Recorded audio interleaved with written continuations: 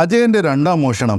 ഈ വർഷം ആദ്യം ഇറങ്ങിയ ഒരു മലയാള സിനിമയുടെ പ്രൊമോഷനുമായി ബന്ധപ്പെട്ട് നൽകിയിരുന്ന ഒരു ടാഗ് ലൈനായിരുന്നു ഒരു മുത്തശ്ശിക്കഥ എന്നത്. ചെറിയ രീതിയിലുള്ള ട്രോളുകളിലൂടെ സിനിമാസ്വാദകർ ഈ മുത്തശ്ശിക്കഥ എന്നുള്ളൊരു വാക്ക് പലപ്പോഴും പരാമർശിച്ച് കണ്ടിട്ടുണ്ട്. എന്നാൽ ഈ ഒരു സിനിമ, അതായത് അജയൻ്റെ രണ്ടാം മോഷണം എന്ന സിനിമ കണ്ടതിന് ശേഷം എനിക്ക് തോന്നിയത് ഇതാണ് ശരിക്കുള്ളൊരു മുത്തശ്ശിക്കഥ എന്നാണ്. സിനിമ ആരംഭിക്കുന്നത് തന്നെ നമ്മുടെ ലാലേട്ടൻ നൽകുന്ന ഒരു നരേഷനിലൂടെയാണ്.